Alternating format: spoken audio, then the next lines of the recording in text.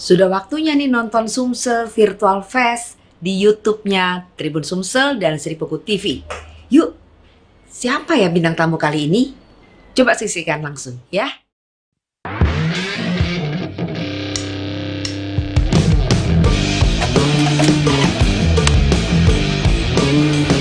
Tes, tes, tes. Oke, standby. 3, 2, 1. Baik, Assalamualaikum warahmatullahi wabarakatuh. Para pemirsa Sri Pugu TV, Sumsel TV, Tribun Sumsel TV yang berada dimanapun bisa menonton siaran kita ini.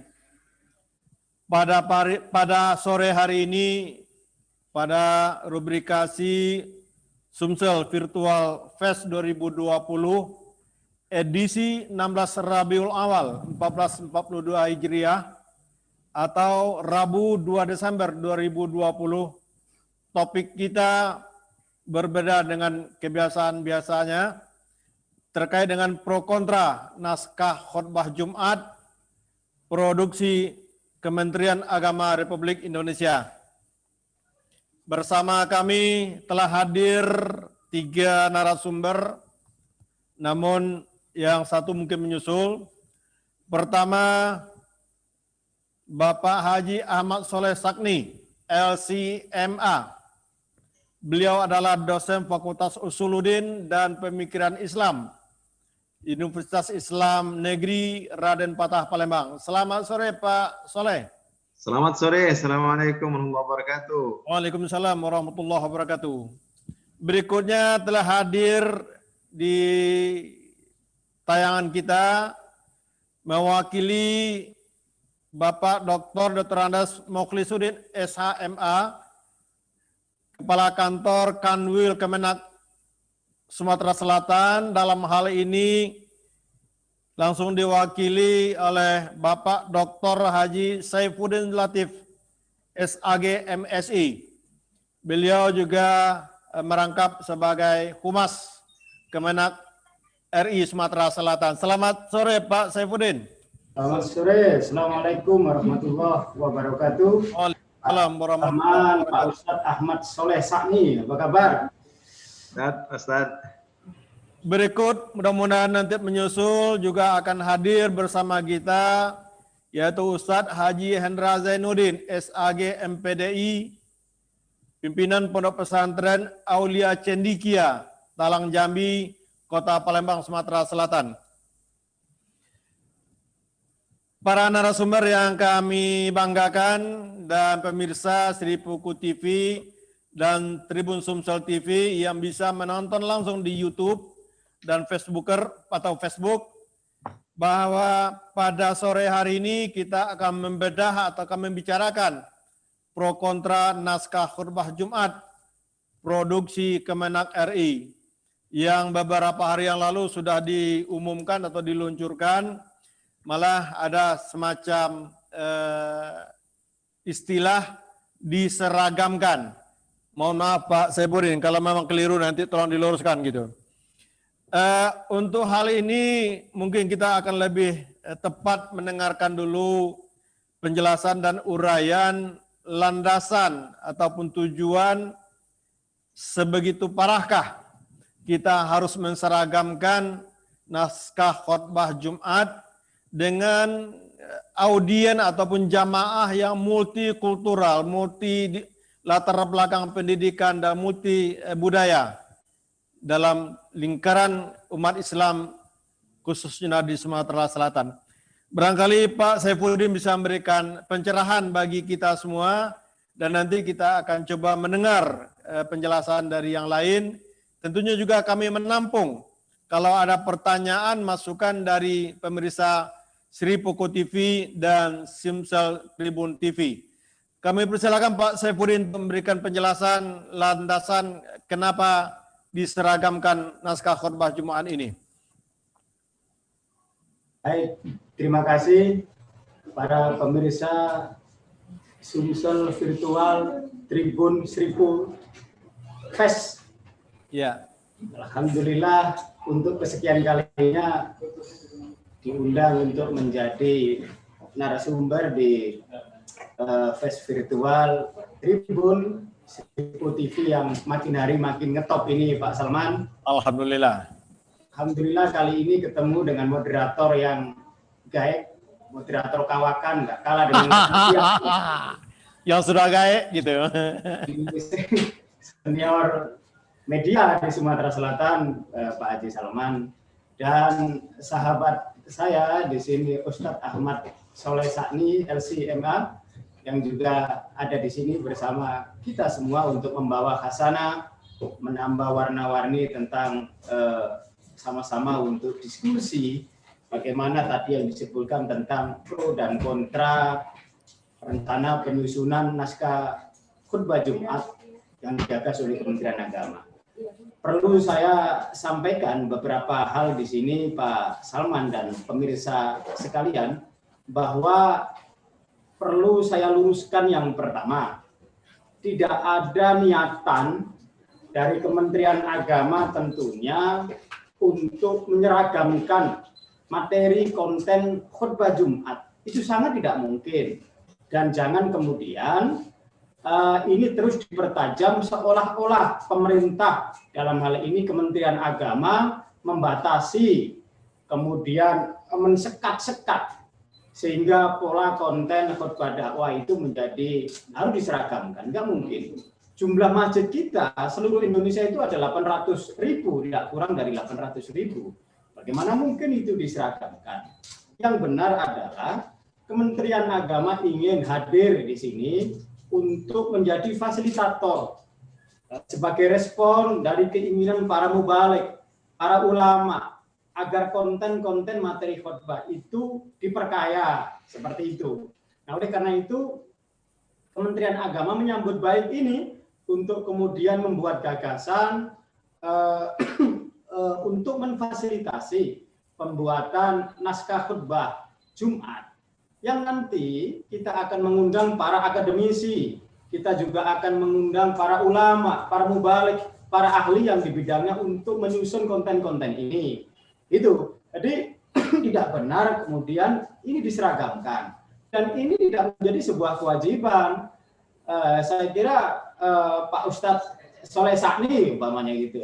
Tentu dengan narasi, dengan konten, dengan isi yang dibuat tentu sangat pakam, sangat ahli, sangat mahir. Tidak perlu lagi dengan teks-teks yang dibuat oleh entah dari Kementerian Agama atau dari mana kayak gitu. Jadi ini tidak sebuah pengekaman harus ini dipakai, enggak. Kita tentu tidak bisa juga mengukur dengan masjid-masjid yang ada di Kota Palembang. Di Sumatera Selatan tidak kurang dari 5.000 masjid yang bertebaran di dusun-dusun, di desa-desa seperti itu. Banyak sekali naskah-naskah khutbah itu, kita sekali lagi ngukurnya jangan di Palembang ya, di dusun-dusun seperti itu. Itu naik dengan pedoman buku-buku yang sudah 10 tahun, nggak update lagi bahan-bahannya ini. Nah, saya kira perlu juga diberikan semacam narasi yang lebih seger, lebih fresh kayak gitu tentang konten-konten dan nilai-nilai isi khutbah itu. Oleh karena itu ada beberapa konten yang kita tawarkan, judul-judul yang diupdate yang kita tawarkan nanti, tentu yang masalah globalisasi, masalah akhlak, masalah kekinian, sehingga materi-materi khutbah dan dakwah itu lebih update seperti itu. Poinnya yang ingin saya sampaikan adalah tidak ada penyeragaman, tidak ada pemaksaan untuk memakai ini. Kementerian Agama dalam hal ini mewakili pemerintah ingin hadir untuk memberikan warna, untuk memberikan konten-konten yang lebih seger terkait materi-materi khutbah Jumat. Demikian Pak Kiai Salman. Ya, sedikit pertanyaan saya Pak Saifuddin terkait dengan tidak membatasi, tidak ada pemaksaan. Tetapi yang sudah beredar di tengah masyarakat, di publik itu penyeragaman. Artinya kalau memang tidak ada membatasi dan pemaksaan dan tidak ada kontrol khutbah-khutbah yang ada di masjid-masjid di seluruh Sumatera Selatan, begitu? Ya, jadi ini kan dipahami segini, masyarakat kan boleh menilai seolah-olah dengan ada wacana untuk merumuskan naskah khutbah ini seolah-olah ini Ya. batasi harus pakai, itu tidak benar. Ini hanya menambah nuansa, judul-judul baru yang lebih grace, yang lebih update, yang lebih kontekstual seperti itu, dengan bermateri akhlak, bermateri tentang globalisasi, kekinian, semata-mata itu saja gitu. Tidak kok kemudian masjid itu nggak boleh, itu harus begini, harus begini, harus begini, harus pakai ini, tidak seperti itu. Kita hanya ingin menambah perpustakaan naskah-naskah khutbah yang akan diedarkan ke masyarakat nanti. Itu aja. Baik, Pak Saifuddin, satu lagi pertanyaan saya. Kenapa ada kontra? Para ulama, para mubaligh di atas 60 tahun ke atas yang masih eksis, itu memberikan semacam sikap pandangan karena berdasarkan pengalaman. Kalau tidak salah, akhir 60-an dan awal 90-an, itu ada penyeragaman khutbah Jumat, dan kemudian dikontrol oleh pihak-pihak semacam katakanlah intel di tengah masyarakat. Ini justru lah yang membuat masyarakat itu agak gamang karena disebut penyeragaman tadi. Kalau memang demikian tidak akan dibatasi dan tidak di pemaksaan, artinya juga bebas dari kontrol, kan demikian Pak Saifuddin? Ya, jadi itu bebas, yang namanya penilaian masyarakat boleh seperti itu. Mungkin ada trauma-trauma masa lalu. Ya. Mungkin ya tanda petik pernah ada intimidasi harus begini. Namun yang pasti pemerintah dalam hal ini ingin menitipkan beberapa pesan terkait konten-konten materi khutbah. Tentu harus dijauhi dari konten-konten tentang radikalisme, tentang ajakan kekerasan, ajakan provokatif. Itu saya kira normatif, sah-sah saja pemerintah kemudian memberikan himbauan pembinaan yang seperti itu gitu. Tapi yang terkait tema yang di sini bahwa terkait khutbah yang kemudian akan disusun oleh Kementerian Agama sebagai fasilitator, ini sama sekali tidak kemudian mengekang, membatasi dan lain sebagainya. Kontrol dalam hal ini pembinaan terhadap ustadz, terhadap mubalik, terasa itu memang, dan sebenarnya kan diperbincangkan penceramah sertifikat itu kan sudah jauh, kemudian yang nggak bersertifikat. Benar adalah kemarin sudah dilakukan, kita ingin meningkatkan mutu kompetensi daripada penceramah kita gitu. Meningkatkan mutu kompetensi, dilatih, dikasih pembinaan. Kan biasa di Kementerian Agama ada pelatihan ngurus jenazah, ada pelatihan apalah seperti itu, pelatihan untuk meningkatkan kompetensi atau mutu HI. Sah-sah saja. Jadi saya kira jangan kemudian apa yang datang dari pemerintah dalam konteks ini dianggap intervensi terhadap kebebasan untuk syiar agama. Seperti itu Pak Salman. Baik Pak Saifuddin, sebenarnya saya sudah menyiapkan beberapa pertanyaan lagi. Nanti akan saya temui lagi Pak Saifuddin. Nanti kita minta komentar dulu Pak Ahmad Soleh Sakni dari Fakultas Usuluddin dan Pemikiran Islam. Apa komen beliau, karena beliau juga dari akademisi, juga dai, juga penceramah, dan juga mungkin kalau tidak salah masih pengurus MUI Sumatera Selatan kalau nggak salah gitu. Ya betul, sama dengan Ustadz Saifuddin. Silakan Pak Soleh. Baik, Assalamualaikum warahmatullahi wabarakatuh. Waalaikumsalam. Para pemirsa yang berbahagia, Bapak narasumber, Bapak Dr. Saifuddin, Bapak moderator, Bapak Salman Rashidin, menanggapi pro kontra yang kita baca di media massa terkait dengan tanda kutip ya isu penyeragaman khutbah Jumat. Tadi sudah diklarifikasi bahwa Kementerian Agama memberikan alternatif pilihan untuk masyarakat, khususnya para khatib, para dai, untuk menambah wawasan keilmuannya, ya, bukan dalam rangka memaksakan. Ya, kalau dari sini kita sepakat sekali bahwa negara harus hadir, Ustaz. Harus hadir karena kenapa harus hadir?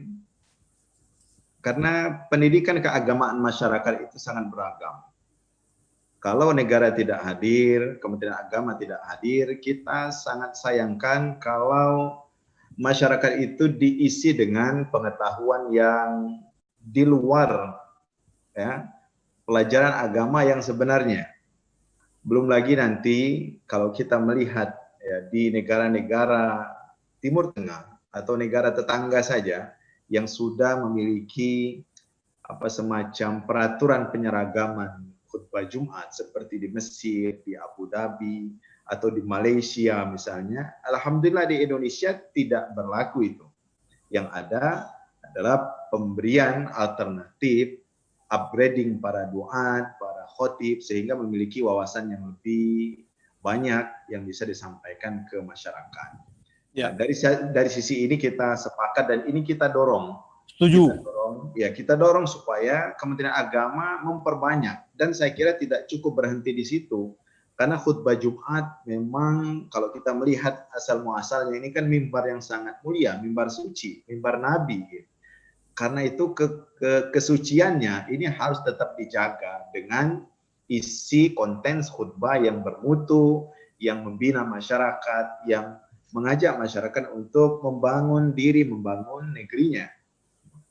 Tidak sedikit kalau kita melihat ini polemik di luar, bukan di Indonesia ya. Kenapa ada penyeragaman khutbah seperti di Mesir, seperti di negara-negara Arab lainnya.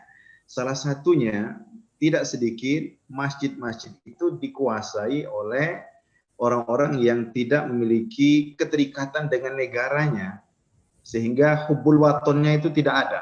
Ya. Yang penting dia berceramah, sehingga kadang-kadang ceramahnya itu bukan menyejukkan, tetapi malah orang keluar dari masjid itu malah tambah pusing. Apalagi kadang-kadang masjid-masjid, ini saya bicara di Timur Tengah, di Mesir ini yang terjadi, kadang-kadang dia menjadi mimbar orasi politik di masjid-masjid itu. Iya. Nah ini yang kita tidak inginkan. Kadang-kadang satu masjid berantem gara-gara, nah ini khotibnya kok bicara tentang ini, khotibnya kok bicara tentang politik, padahal kita sudah bosan tuh di talk show, di TV, di mana-mana kita udah bicara politik. Pas di masjid yang lagi-lagi dibicarakan politik praktis. Islam tidak membatasi politik, tetapi yang tidak diperbolehkan itu membicarakan yang praktis-praktis, kampanye dan sebagainya di masjid misalnya. Nah ini yang harus dihindari, dan ini terjadi di Timur Tengah. Karena itu sangat ketat di Mesir. Bahkan awalnya sekedar membuat PowerPoint khutbah, ini sekarang sudah buat teks khutbah yang harus dibaca. Seperti itu. Nah, saya kira di Indonesia tidak akan sampai seperti itu, karena saya yakin Kementerian Agama punya mindset wasatiyatul Islam ya. Islam yang ramah, Islam yang moderat, sehingga saya yakin cara penanganannya terhadap isu-isu yang hadir di masyarakat, di masjid-masjid itu bisa ditangani dengan secara baik ya. Sehingga apapun ya kebijakan-kebijakan pemerintah mestinya bisa dikomunikasikan dengan masyarakat. Nah, seperti ini saya kira salah satu cara mengkomunikasikan ya kebijakan yang akan diambil, bahwa kita akan memiliki alternatif lain ya, khutbah-khutbah Jumat yang bisa kita sampaikan ke masyarakat. Ada satu atau dua hal yang negatif kalau diseragamkan khutbahnya ya. Yang pertama, ketika diseragamkan khutbah, ini tidak di Indonesia, di Timur Tengah, itu khotib itu seakan-akan dia tertutup mulutnya sehingga tidak bisa menyampaikan yang berasal dari hatinya ya, sekedar membaca. Karena itu kata orang, kalau sekedar membaca khutbah mendingan kita dengar radio saja. Kadang-kadang lebih jelas daripada khutbah yang membaca teks. Yang kedua, saya kira penanganan masalah di masing-masing wilayah dan daerah itu beragam dan berbeda-beda. Misalnya ada daerah yang tengah kena gempa. Nah, ini pasti isi khutbahnya pasti bicara tentang bagaimana menolong orang yang kena gempa, bagaimana menyelamatkan masyarakat dari gempa dan sebagainya. Nah, ini kalau itu diseragamkan. Tapi kita bersyukur itu tidak ada penyeragaman sebagaimana yang dijelaskan, sehingga ya psikologi masyarakat ini harus kita giring supaya jangan mudah underestimate ya. Prekonsepsi itu semestinya harus dihilangkan. Suuzon lah istilah agama itu terhadap kebijakan harus kita hilangkan. Saya kira ini yang harus disampaikan kepada umat terkait dengan polemik tentang naskah khutbah ini. Saya kira demikian. Baik Pak Soleh, saya sangat setuju apa yang dinyatakan oleh Pak Saifuddin tadi juga Pak Soleh. Cuma ketika kita berhadapan dengan kebiasaan pemberi khutbah, salah satu kunci khutbah itu adalah komunikatif antara pengkhutbah dengan jamaah. Ya, betul. Kalau komunikatif artinya walaupun satu diam, satu berceramah, itu nyambung apa pesan yang disampaikan. Itu yang sudah disampaikan sekilas tadi oleh Pak Soleh, bahwa kalau membaca buku, membaca teks, seakan-akan komunikasinya nggak jalan.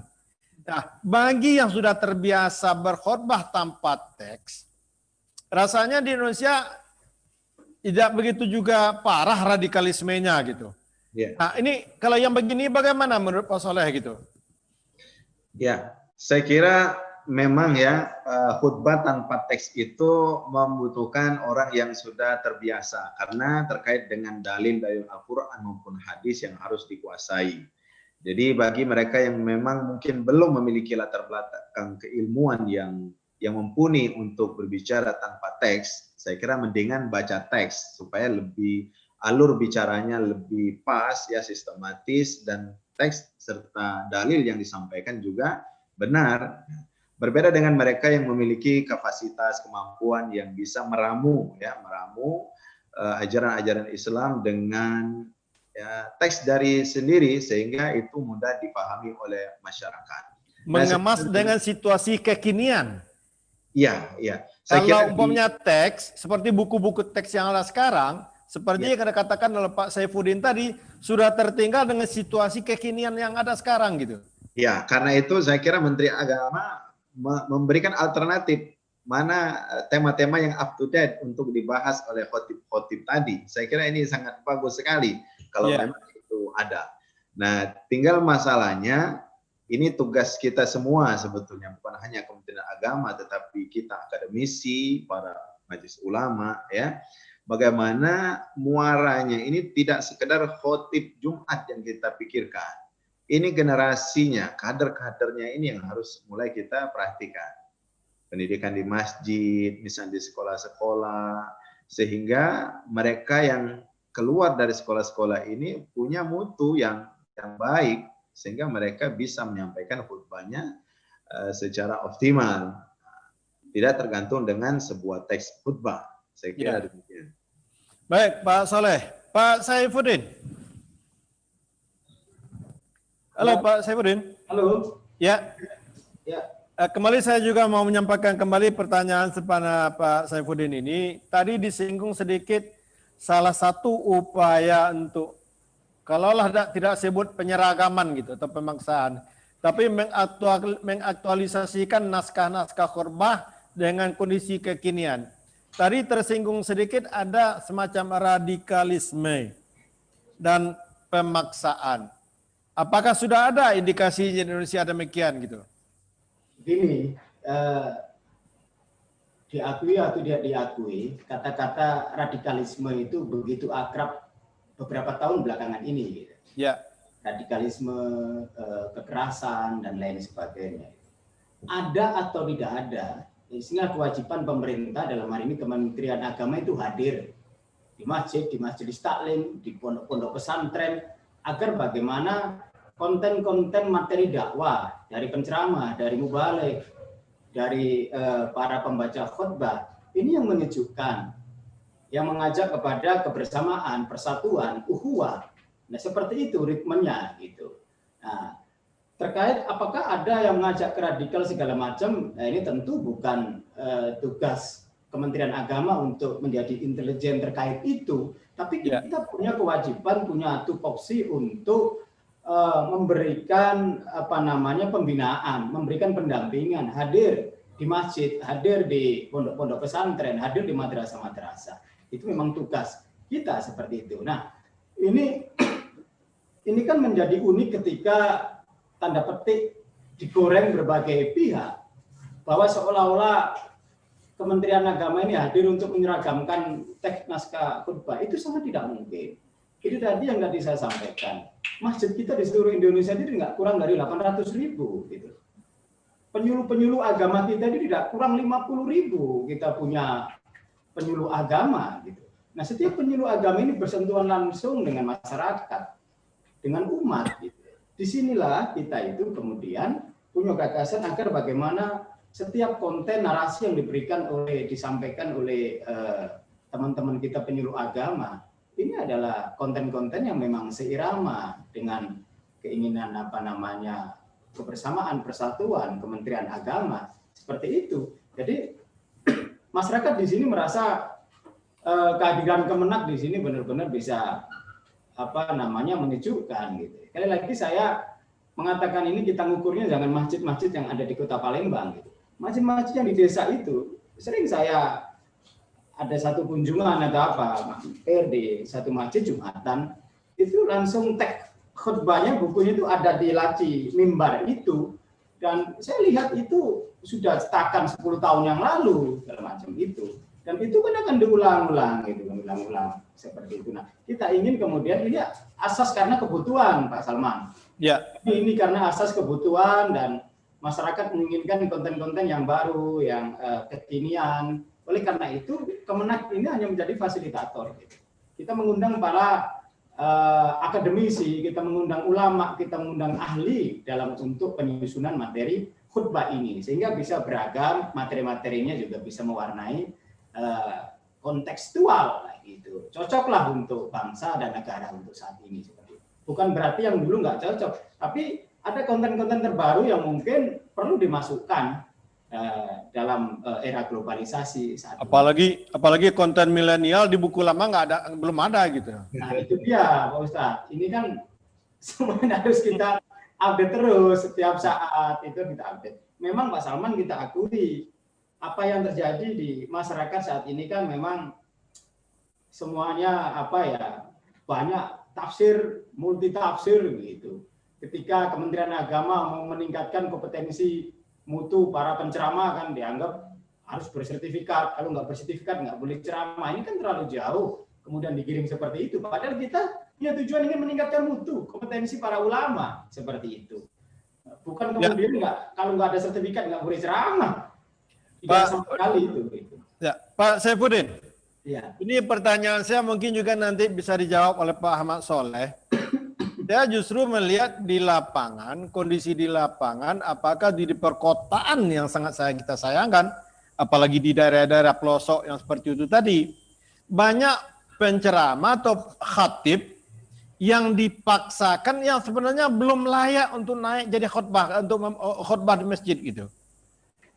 Itu bukan hanya, kalau di daerah pedesaan atau pedusunan yang dikatakan oleh Pak Saifuddin tadi, kita masih bisa masuk akal lah gitu, karena tokoh, karena seperti tahun 90-an Pak Romli itu pernah protes bahwa Sumatera Selatan sudah langka ulama. Tapi banyak yang berteriak tidak gitu. Tetapi setidak-tidaknya untuk masjid-masjid tertentu di daerah sudah ada mulai langka pengkhotbah atau khatib gitu. Satu. Yang kedua, itu dipaksakan orang yang belum tentu bacaannya bagus, tahu tentang rukun khutbah, itu sudah dipaksakan untuk naik mimbar khutbah Jumat. Ini yang jadi persoalan yang ada di temuan di lapangan. Barangkali Pak Mas Soleh dulu bisa komentarinya gitu. Iya, baik. Fenomena ini saya kira kita rasakan ya. Memang betul bukan hanya di kampung. Bahkan di kampung kadang lebih bagus karena masih ada kiai-kiai yang tua ya. Nah di kota kita di Palembang ini ya, di beberapa masjid memang ada beberapa bukan ustadz sih, ya saya kira pengurus masjid. Ustadz dipaksakan gitu. Ya, ustadz dipaksakan atau pengurus masjid yang minta jadwal untuk khutbah begitu ya. Saya kira ini lagi-lagi memang harus menjadi perhatian khususnya para pengurus masjid ya. Karena mimbar Jumat itu sebagaimana yang saya sampaikan di awal, itu mimbar suci yang harus kita jaga kesuciannya. Baik si penyampainya, ya penyampainya harus orang yang alim, orang yang soleh, bukan sekedar bisa ceramah, tetapi dia memiliki kapasitas sebagai seorang yang bisa dijadikan contoh dalam kehidupan. Ini yang sangat berat ya. Khotib itu bukan sekedar bisa ceramah, tetapi dia harus menjadi sebagai contoh suri tauladan, baik dalam kehidupannya di kantor, di rumah, ya bergaul dan sebagainya. Nah, ini yang sangat berat. Nah, saya kira memang kesulitan kita karena Jumat ini kan setahun itu 53 kali Jumat, 52 Jumat gitu. Ya. Artinya di Palembang saja sudah punya lebih dari 1.500 masjid. Maka perputaran khotib itu memang agak padat ya, agak padat. Jadi kadang-kadang khotib yang sudah terbiasa ada jadwal keluar, tugas keluar kota, akhirnya tadi penggantinya memang belum siap. Nah, di sini saya kira kementerian harus hadir untuk upgrading ya, meningkatkan kualitas. Jadi saya kira tidak berhenti pada pembuatan naskah-naskah khutbah, tetapi secara periodik ini memang ada program khususnya masjid-masjid itu memang disiapkan 2 atau 3 khotib yang memang dilatih persiapan kalau khotib aslinya tidak datang. Saya kira ini PR besar bagi kita semua. Nah, karena PR besar ini saya kira harus kerjasama baik masjid maupun MUI maupun Kementerian Agama. Artinya kita butuh meningkatkan kualitas para khatib, bukan penyeragaman. Pasti, itu harus kita tingkatkan. Pertama, saya kira begini, dan ini bukan sekedar latihan berkala, tetapi memang dia rutin. Misalnya, memang ada program yang memang dipastikan mereka siap untuk menjadi khotib, bacaannya benar, rukun khutbahnya juga tahu, bisa dipraktekkan, sehingga dia tidak gagap. Nah, saya kebetulan ketua masjid kebetulan, jadi memang saya latih beberapa orang, itu saya kasih 1 tahun itu jadwal di masjid. Tugasnya dia latihan dulu, kemudian nanti dia harus ya siap menjadi pengganti khotib yang berhalangan hadir. Nah, saya kira kalau ini diterapkan di masing-masing masjid, saya kira kelangkaan khotib itu akan bisa teratasi.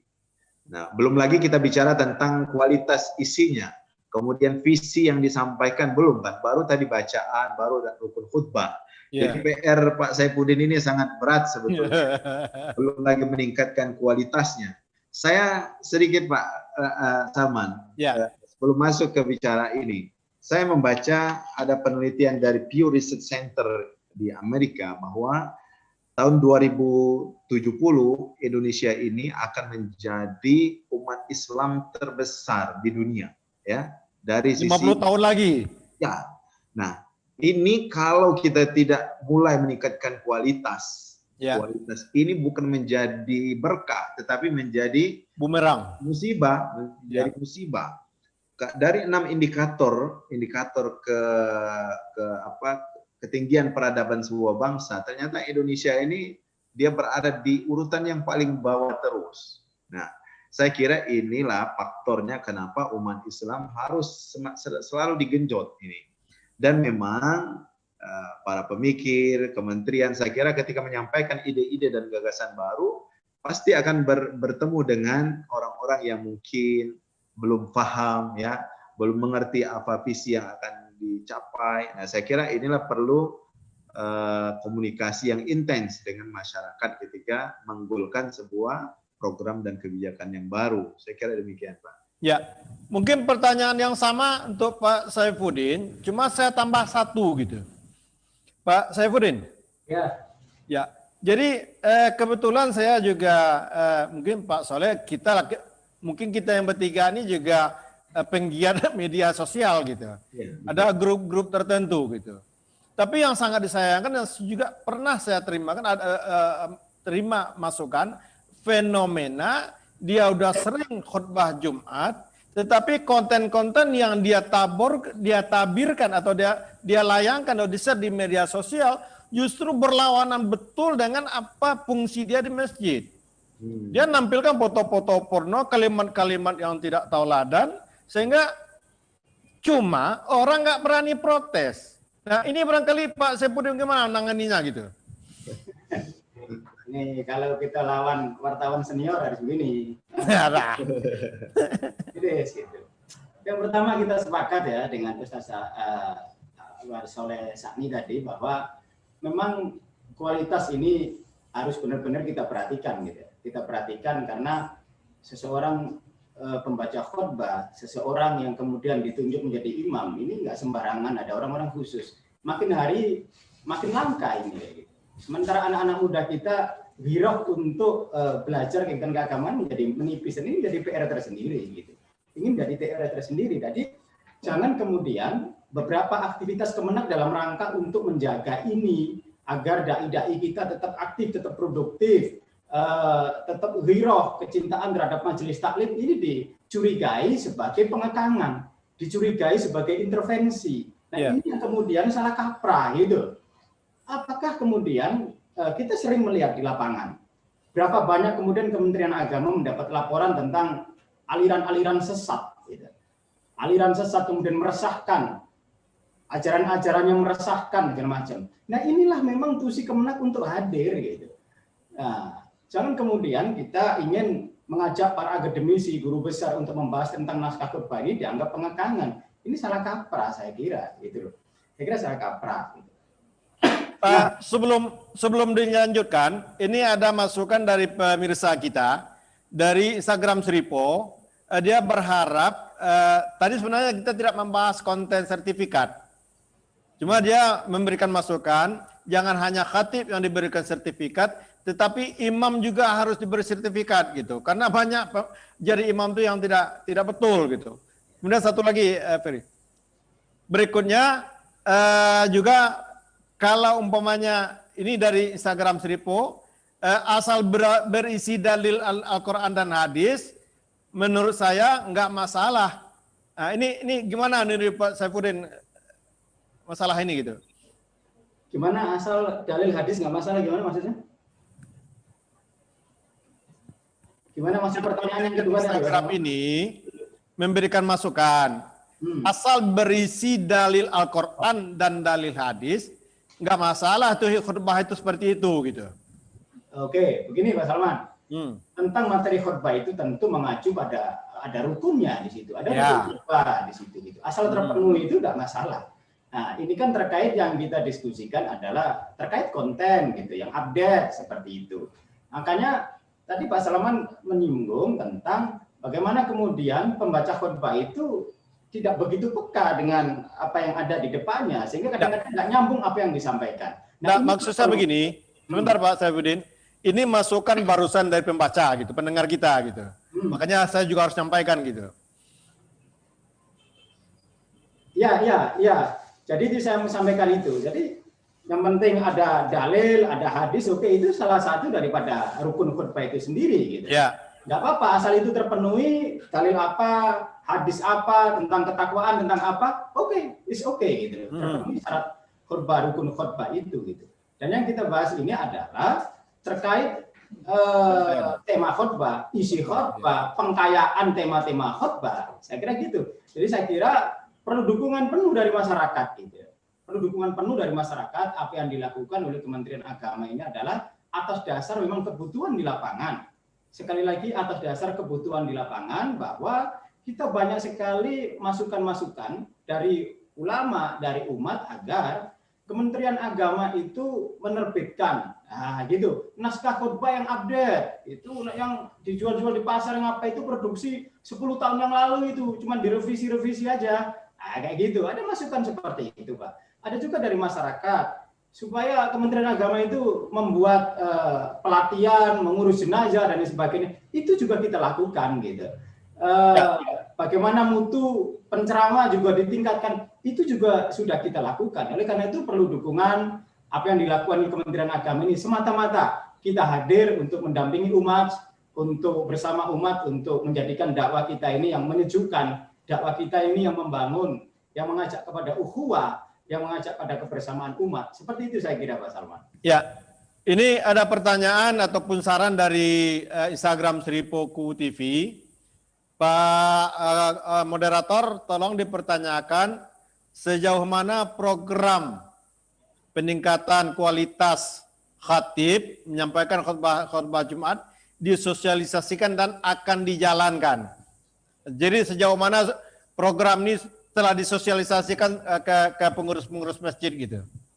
Oke, kita ini sudah sangat tersosialisasi dengan sendirinya karena teman-teman media dengan kekuatan medianya sudah membantu kita menviralkan program ini, Pak Salman gitu. Ya. Termasuk tema ini diangkat juga karena trending gitu loh. Karena ini menjadi perbincangan tertinggi di masyarakat, itulah karena Seripo dan Tribun mengangkat tema ini gitu. Jadi sejauh disosialisasikan, kita sudah komunikasi dengan teman-teman Majelis Taklim, dengan para ulama, bahwa Kementerian Agama akan menyusun ini seperti itu. Dan memang kita akui ada masyarakat yang kemudian mempertanyakan, mencurigai, ini jangan-jangan mengekang ini, mengintervensi ini, membatasi ini, menyeragamkan ini. Nah, inilah perlunya saya meluruskan di sini bahwa itu tidak benar. Seperti yang tadi Kodima yang saya sampaikan tadi, itu jauh dari yang disampaikan oleh yang suuzon tadi itu. Ya, Pak Saifuddin, ini satu lagi pertanyaan, mungkin tapi sebenarnya dia terlambat nonton kali gitu. Adakah program sidak setiap masjid dan adakah tes khusus imam dan khotib? Nah, kalau sidak udah jelas tidak mungkin tadi kan, ya udah dibantah. Tapi pendidikan khusus, tes khusus khatib dan imam ini apa memang layak dilakukan atau bagaimana gitu? Kita bukan semacam bahasanya bukan tes seperti itu, tapi pembinaan, Pak. Ya. Sebulan yang lalu di hotel Beston itu ada angkatan itu mengundang para ulama-ulama kita di Palembang ini dan sekitarnya untuk kita tingkatkan kompetensinya dengan narasumber dari Jakarta dan dari Sumatera Selatan tentunya, dan antusias sekali para ulama-ulama kita, kiai-kiai kita mengikuti program itu. Seperti itu, Pak. Kemudian tadi ada pertanyaan, bagaimana cara melapor kemudian kalau menemui khotbah yang kemudian ngajak kepada kekerasan, malah tidak kondusif, malah setelah turun khotbah, turun ceramah, malah menimbulkan kegaduhan. Ada saluran-salurannya seperti itu. Boleh juga kemudian diinformasikan ke Kementerian Agama. Karena dalam konteks ini tentu Kementerian Agama juga menjalin sinergi dengan aparat keamanan. Dalam konteks kalau memang dianggap sudah membuat kegaduhan, provokasi, tentu ada saluran-saluran lain untuk kemudian menertibkan itu, gitu Pak. Yang penting ada bukti otentik sejauh mana keresahan yang ditimbulkan oleh penceramah kita. Ya, saya juga sangat prihatin dari beberapa temuan saya di sejumlah masjid. Itu justru buku khutbah Jumat itu justru tidak dikeluarkan oleh Departemen Agama atau Kementerian Agama. Banyak justru diproduksi oleh percetakan-percetakan yang justru kontennya itu tidak cocok dengan apa yang diinginkan umat sebenarnya gitu. Nah, adakah kontrol buku-buku yang demikian? Karena di situ tidak ada label cap Kementerian Agama dan lain sebagainya. Yang percetakannya atau penerbitnya menamakan penerbit itu penerbit yang Islami gitu. Oke. Baik. Kita tentu belum bisa masuk ke situ karena itu otoritas bagi penulis dan penerbit itu gitu. Nah, inilah yang salah satu yang melatar belakangi kita Pak Salman dari Kementerian Agama, kemudian kita ingin membuat naskah, merumuskan naskah yang diakomodir dari materi-materi dari guru-guru besar, dari para akademisi, dari ulama, para ahli-ahli itu sehingga menjadi sebuah teks naskah khutbah yang begitu keren, begitu aktual, begitu kredibel, yang bisa menyejukkan umat seperti itu. Dan kita juga percaya pada ulama-ulama kita gitu loh, bahwa tidak semua juga mereka menggunakan teks-teks yang ada di buku yang dijual-jual di pasar itu. Banyak juga mereka yang kemudian mengkonsep sendiri. Kiai Soleh Sakni ini juga sering mengkonsep sendiri, dia tidak pakai yang di buku-buku itu, dia cukup banyak jumlahnya yang kemudian mengkonsep sendiri. Kadang-kadang tidak pakai teks seperti itu. Artinya itu adalah satu sisi juga buku berapa persen yang menggunakan buku di sini. Nah, kita masuk di sisi itu, Pak. Gitu. Ya. Untuk Sumatera Selatan, sejauh mana Kemenak memformulasikan konsep-konsep dengan melibatkan sektor yang berkompeten, akademisi, ulama, segala macam. Sejauh mana perjalanannya sekarang? Kapan rencana penyeragaman atau buku-buku itu bakal bisa terbitkan? Soalnya begini, ada kekhawatiran kalau diterbitkan seragam dari Jakarta, itu konteks latar belakang budaya dan kultur Sumatera Selatan belum tentu sama dengan apa yang terjadi di Jakarta atau di Jawa gitu Pak Saifuddin. Baik, saya paham itu. Ini naskah ini adalah ini program nasional, Pak. Tidak muncul kemudian dari Sumatera Selatan atau dari Jawa Timur. Tidak, ini adalah program Kementerian Agama nasional. Berlaku secara Indonesia tentu. Nah, inilah yang saya katakan tadi Bapak, bahwa yang diajak untuk merumuskan naskah ini adalah para guru besar, para akademisi, para ulama yang nanti outputnya adalah mencerminkan Indonesia. Indonesia ini adalah artinya bisa dipakai di Papua, bisa dipakai di Sulawesi. Artinya narasi khotbah itu bukan terbatas, bukan cuma beberapa judul saja, tapi ada yang mewakili Sulawesi, mewakili kearifan lokal Sumatera Selatan, mewakili kearifan lokal Semendo, dan lain sebagainya. Jadi mengakomodir Indonesia ini, Pak. Ini program besar ini, gitu.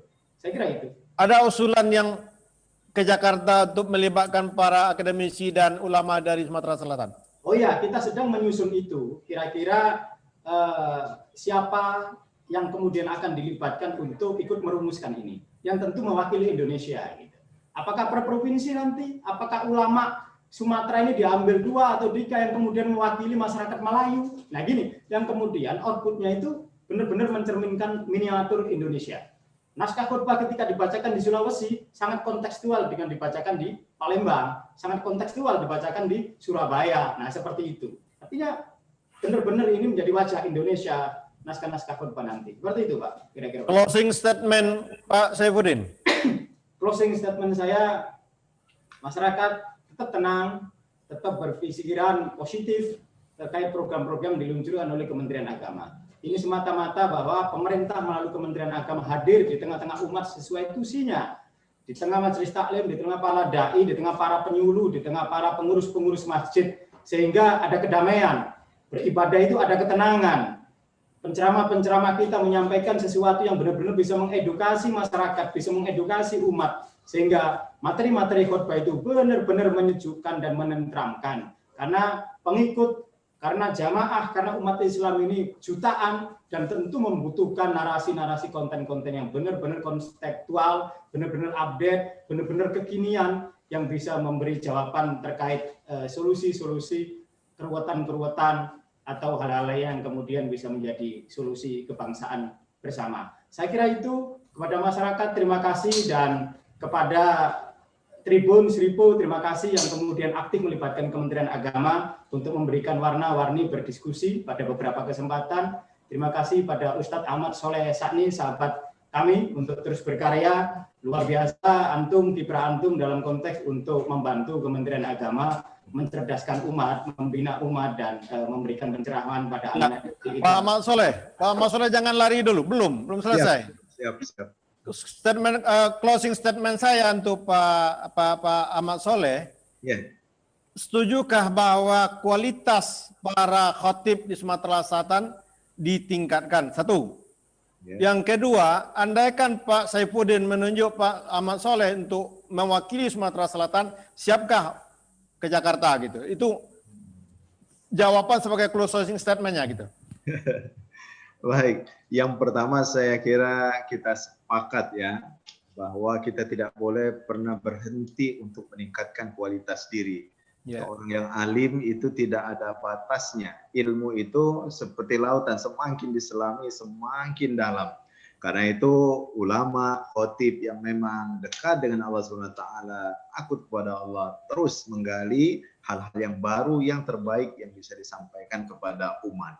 Terlebih lagi kita nanti akan mendapatkan konten-konten yang baru dari Kementerian Agama, saya kira bisa kita kombinasikan dengan kebutuhan di masing-masing wilayah tempat kita bertugas khutbah misalnya. Ya. Kemudian masalah siap atau tidak tadi, yang namanya seorang muslim selama untuk kebaikan maka kita harus tetap siap. Alhamdulillah. Closing saya untuk statement saya untuk Kementerian Agama, dalam kaitan sebuah kebijakan itu wajar ada yang menentang. Menentang itu pertama memang ada yang memang tidak mengerti, tidak tahu. Dan ini yang harus kita edukasi. Ada juga yang memang mengganggu. Mengganggu ini ya ini membutuhkan napas panjang kita untuk memberikan pengertian, pemahaman sehingga mereka bisa mengerti. Dan kita tidak boleh kalah dengan tarikan-tarikan mereka yang ingin mengganggu untuk menyebarkan kebaikan kepada masyarakat. Saya kira selain Kementerian Agama yang berkompeten untuk mengarahkan ya, cara beragama yang benar bagi masyarakat ini, saya kira tidak ada ya. Yang resmi itu adalah Kementerian Agama, dan ormas-ormas itu adalah membantu dan berkontribusi yang sama dengan Kementerian Agama. Saya kira demikian Pak Rashid. Baik Pak Ahmad Soleh, terima kasih atas pencerahan sore hari ini. Dan mudah-mudahan bermanfaat demi kepentingan umat, ukhuwah dan dakwah. Ya, memang kita sangat prihatin di tengah badai media sosial. Kita harus juga melapisi, mendasari umat ini dengan kekuatan-kekuatan iman, dengan melalui jalur dakwah. Salah satunya adalah jalur dakwah khutbah di masjid gitu. Terima kasih Pak Ahmad Soleh dan terima kasih Pak Saifuddin telah hadir di Sumsel Virtual Fest 2020. Mudah-mudahan bermanfaat dan nasrun minallah wa fathun qarib. Wassalamualaikum warahmatullahi wabarakatuh. Waalaikumsalam warahmatullahi wabarakatuh. Nah, itu tadi proses live Sumsel Virtual Fest yang menghadirkan narasumber yang seru. Kita akan jumpa lagi besok. Ikuti terus acara ini, Sumsel Virtual Fest 2020 di YouTube-nya Sri Pugu TV dan Tribun Sumsel. Bye!